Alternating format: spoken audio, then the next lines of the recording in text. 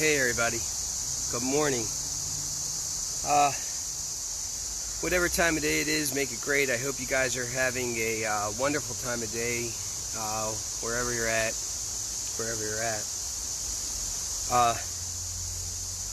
I wanted to come on and do From the Stone because I think that one of the things I enjoy most is doing lives. I don't like necessarily recording and then going from there. I like to just do lives because it feels a little bit more natural to me versus recording and then whatnot. This is From the Stone, and from the stone I want to usually talk about things and not to get off the subject, but for any of you that say, well, wait, I thought you weren't going to be doing, listen, one of the things you understand is that these are trolls, and one of the few things that people really understand is the fact that we go with, we may make a decision, we may change that decision, and that's healthy. And so I think that what I may just do in the future is just do the lives again, and like I said, go from there. Today we're going to talk about Lughnasadh, as always, from the stone. We're going to talk about the season of Lughnasadh. We're going to talk about and we keep this theme going from the stone because from the stone is more of a I guess an intake of what's going on in the season and seasonal things and talking about them. And so this is where we're going to probably be talking about, the gods and their effects and things like that, and other thoughts as well, philosophical as well.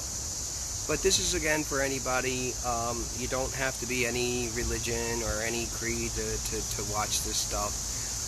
And take anything I teach you, take it and bring it in and use it in a way that benefits you, not necessarily that benefits a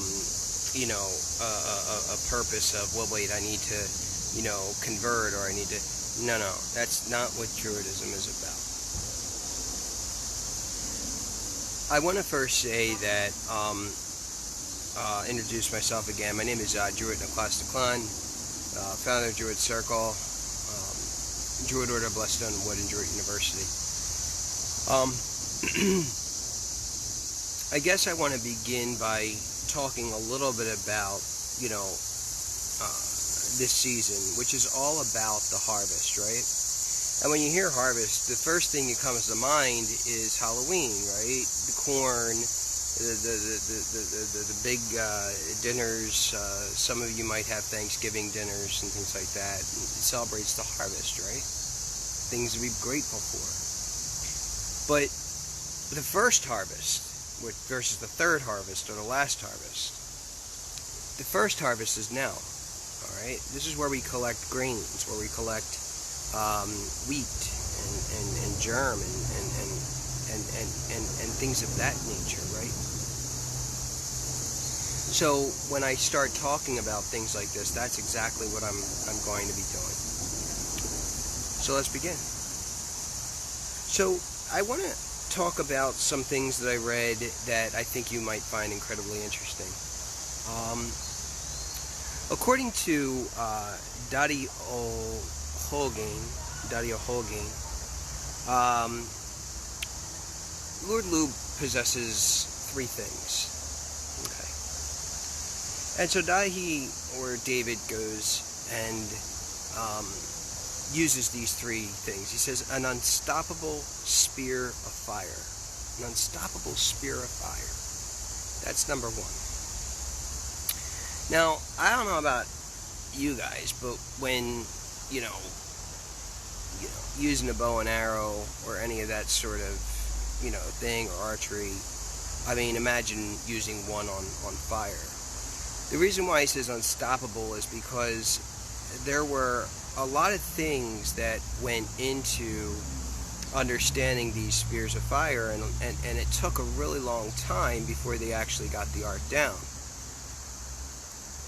You know, because when they first started it, that I was reading on the history of this stuff, like the arrow would literally, or the spear, if you will, would literally burn up before it even got somewhere, right? Unstoppable spear of fire. He also, Dadi continues to say that Lugh possessed as well an accurate sling stone. An accurate sling stone. Now, I did a little thing on the sling stone, and I'm like, all right, well, let me try this out. So I got some cord and, made the S, and then, went through there, made the 2 knots, whatever, and then put a little stone in there and then tried to hit a target. And, yeah, it's basically not even feasible to use, right? So, and I'm going to talk about this too. The sling stone, which, sorry about that, guys. I'm not too far away so that I can get reception. If I go too far deep into the into the woods, I won't be able to do it live. So, the sling stone is interesting because you say, well, wait a second. It's an accurate sling stone, and no sling stone is accurate. It would have taken years and years and years for one to actually have mastered the sling stone. And so I figured, well, wait a second, what other reasons would they use this for? And so I'm looking and looking and looking, and there was a lot of insistence that it did work, and it didn't work actually for me. And I basically got the pizza box for any of you guys that were former Marines for my sling stone attempts. So what ends up happening is that one of the things it says is an accurate sling stone, but one of the things I found was that the sling stone was also used to move, so that if you wanted to move something from one area to another area, you would use the sling stone. So you could, shoot it somewhere else, okay, to move whatever you're trying to move away or toward, right? So I thought about, the second thing that Lugh usually carries is that sling stone, but it was accurate, and that's kind of magical in itself, to say he had an accurate sling stone. The third thing that Dario Hogan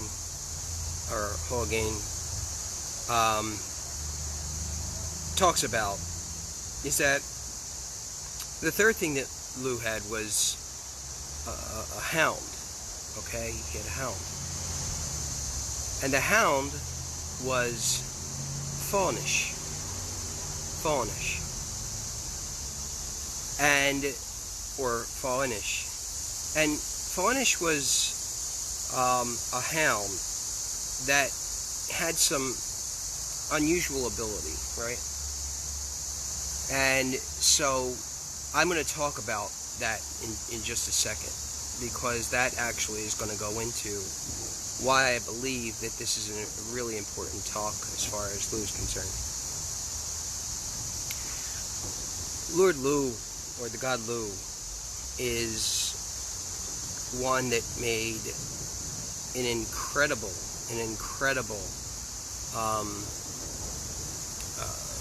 sacrifice, okay? And you guys, these stories and tales are so deep and rich that, for me to talk to you guys about these stories in a 15-minute episode or 20-minute episode of From the Stone, there's no way I could tell you everything about the war and things like I just can't. So I try to pick out things and give you small bites, so it's like a little bit easier for you guys to digest. So Lugh, and again, I bring you deeper and deeper into what I really want to talk about. So, in a sense, you're on my frequency. So Lord Lugh, the god Lugh, or Lugh, is someone who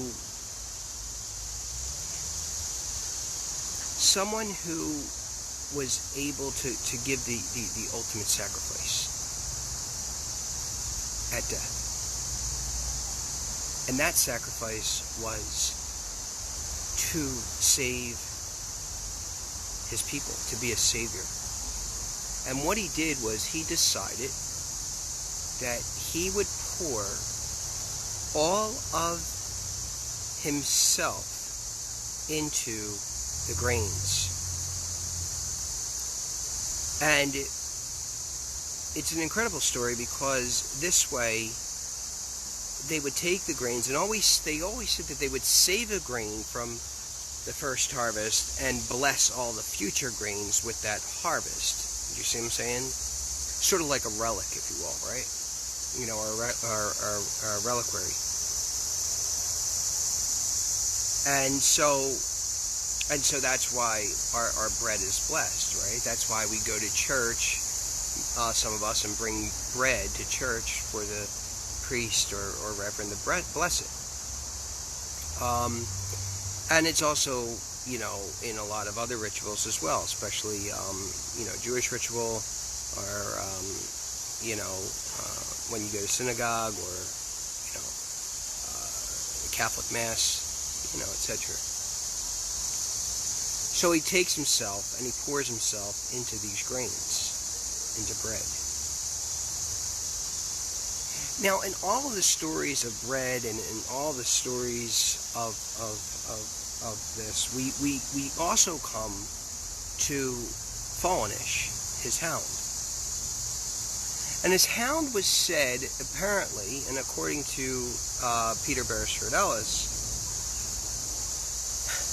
he was said to be able to, the hound, the dog, right, the hound, was able and had the ability to turn water into wine. Now, all these stories predate Christianity, right? All these stories predate Christianity. So he goes ahead and he's pouring himself into the bread that would give his people life to live on. And then the hound is given the opportunity, or the magic, or the ability to turn water into wine. But all of these things have one thing in common: substantiation. Substantiation.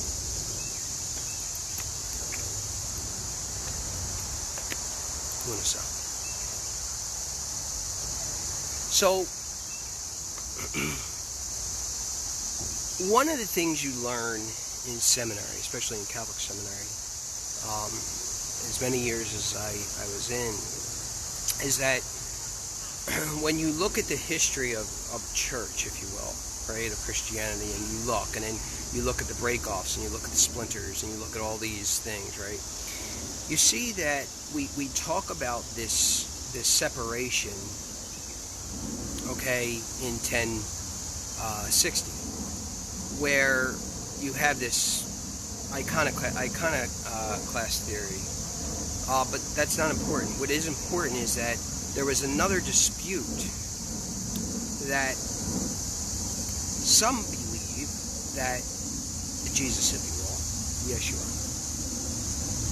would have become bread, become that grain.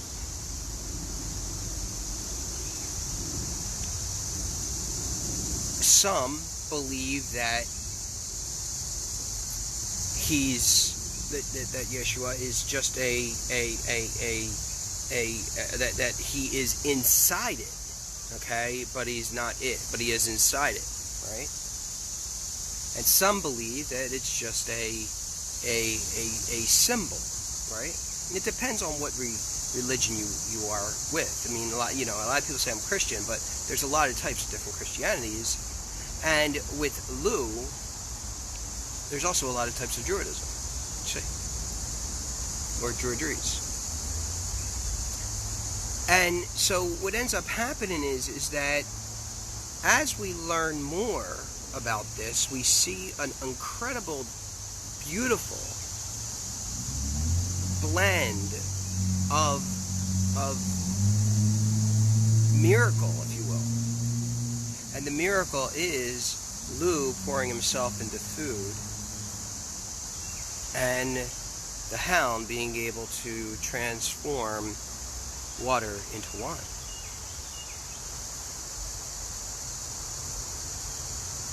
Now, when we think about this, we say, well, wait a second, why would you want to take water, something so clear and so wonderful, and why would you want to put it into wine? You got to remember something, that water was dirty a long time ago, so they had to use a very, very, very small percentage of alcohol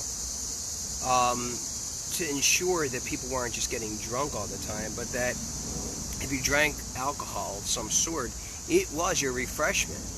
You know, beer was your refreshment.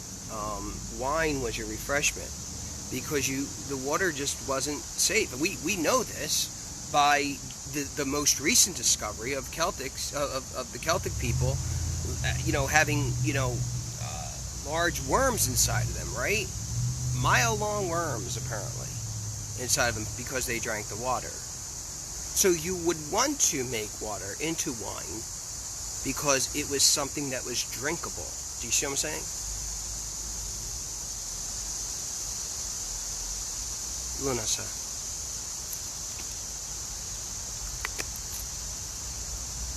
And so as a result, what ends up happening is that you have this beautiful story of Lugh saving his people by, giving himself into the bread. Now, when we talk about this, there are some stories of consubstantiation and some stories of transubstantiation. Let me explain the difference.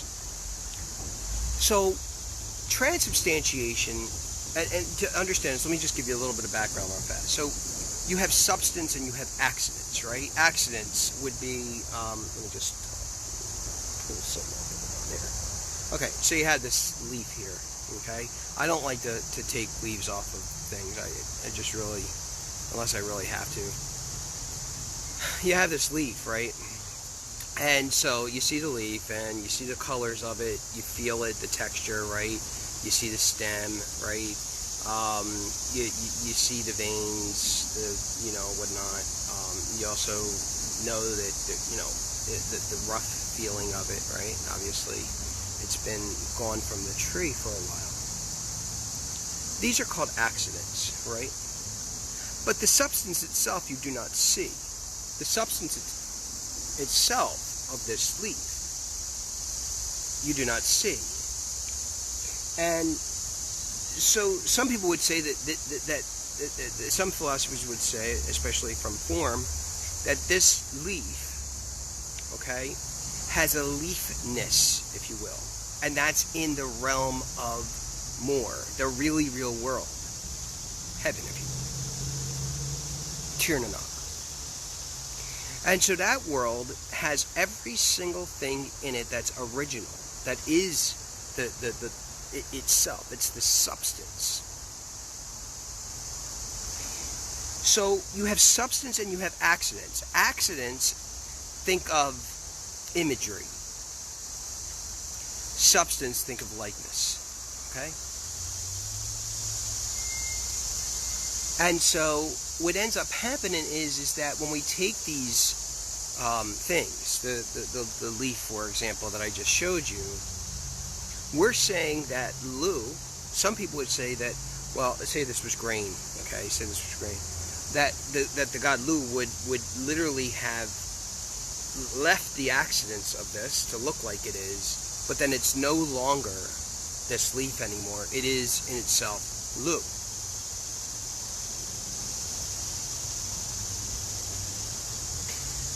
Now, stay with me.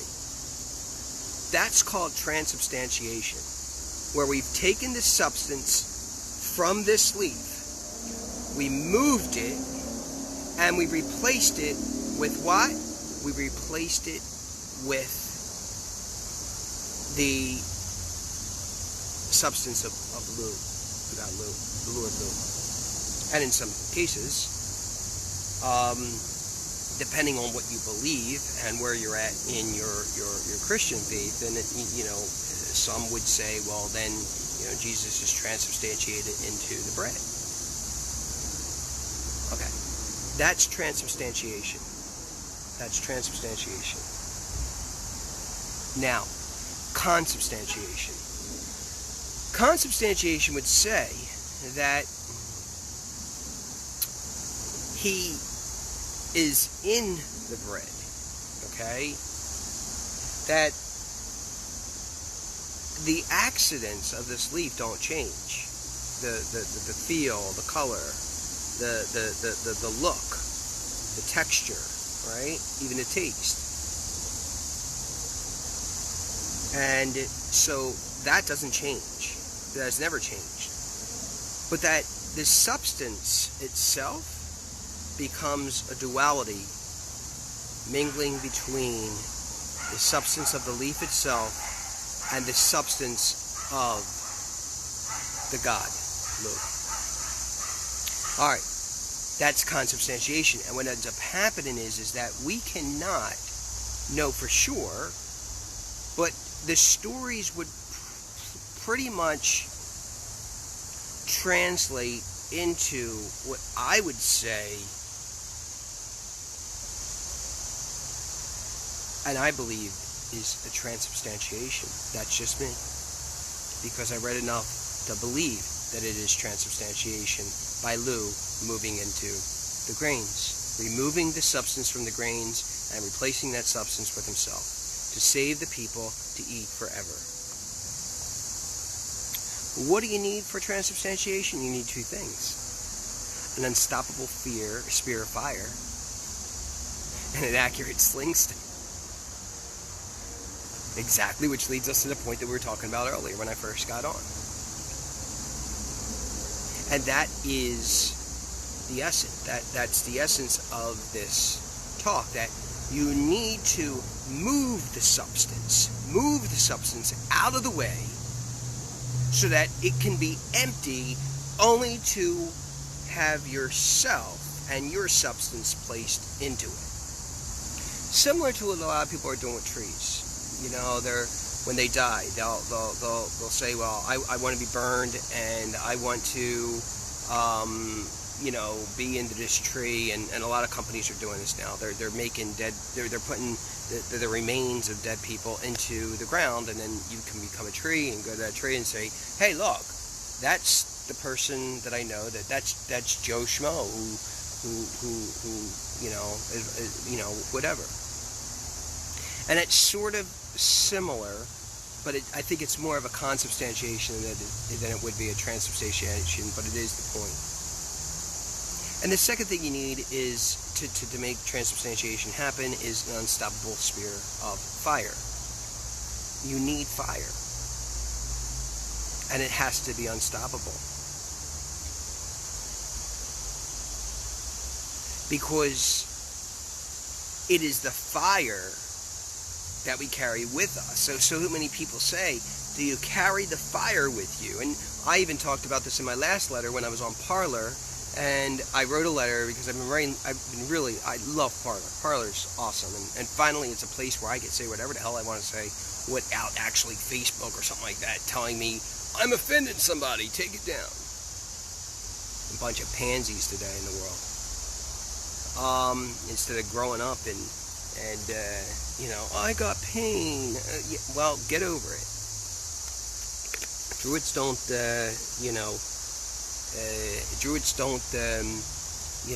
wallow in pain. You move on. Don't get me wrong. There is a time to heal, right? There's that time. But when it's forever, because you didn't like the outcome of a vote, well, that's your problem, not mine. And don't put your victimization on anyone else, because the Lord Lugh would not have done that. And you're giving up your fire when you do that.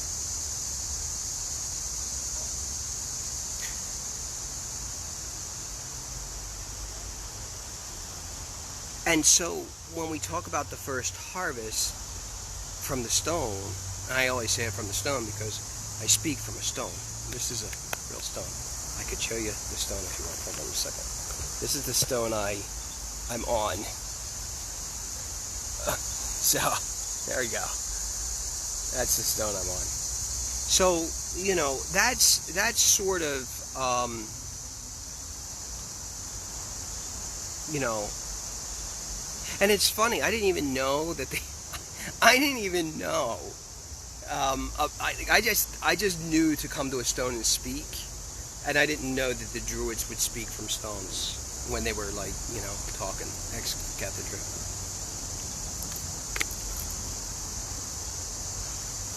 So I think that in essence the moral, sorry guys, I want to make sure you guys have a nice beautiful picture so you don't have to be staring at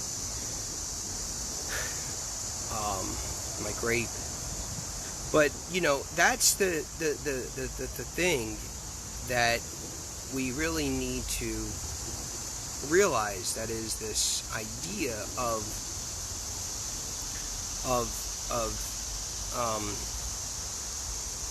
you know, sacrifice,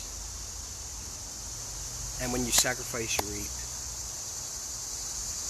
And I don't, like I said, I mean, I don't know about you, but, you know, I think that this is really the essence of the story. Now, you know, obviously, you can take this where you want to take it, and I just tell the story, and you can interpret it the way you want.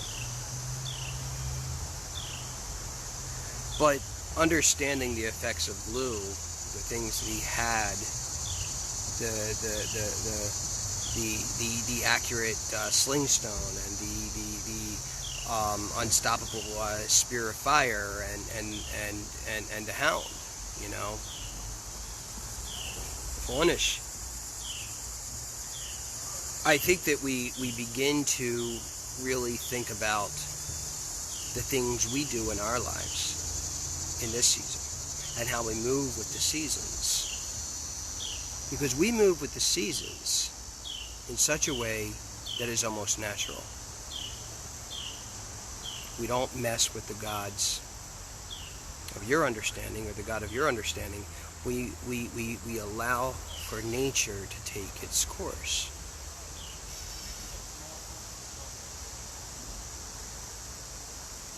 So what I want to say to you in conclusion is this.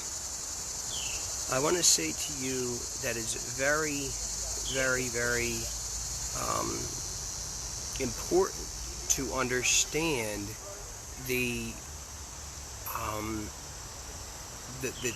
idea of this transubstantiation and how you yourself can lend yourself to others. You know, some people believe in pantheism and some believe in panentheism. Some people believe that, you know, God is all of us, and some believe that God is in all of us.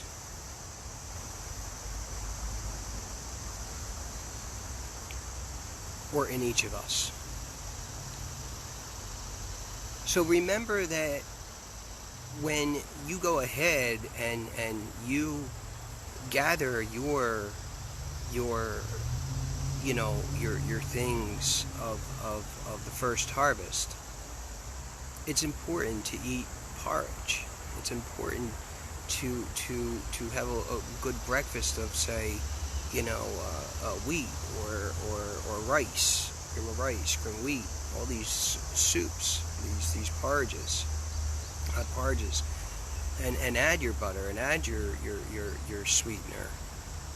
You know, I'm a big fan of, like, I've been cutting back a little bit on sugar and been adding agave. I love agave. Agave's awesome.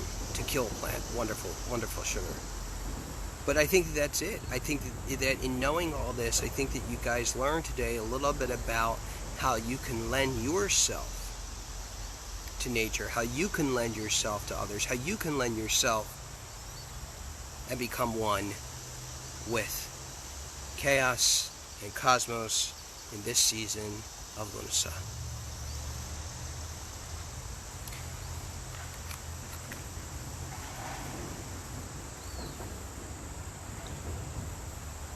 Wherever you're at, this goes beyond time and space. Wherever you're at. Oh, this is a good one. Wherever you're at, this goes beyond time and space. Wherever you're at. May the gods bless you. May the gods just keep you. May the metaphysicals and fae shine their light upon you. And may your ancestors remain with you forever and ever, world without end. Gira Awen. Blessed be Betshego Brarani, be it thus, be it thus. Est Lemo Guis.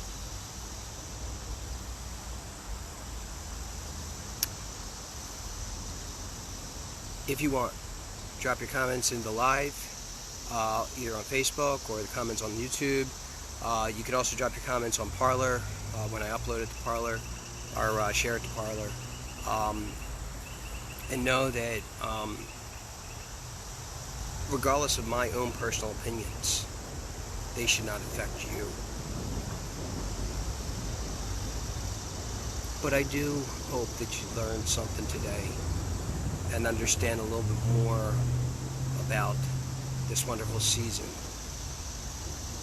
of the first fruits, the first grains, the first harvest. Lughnasadh. Have a good one, everybody.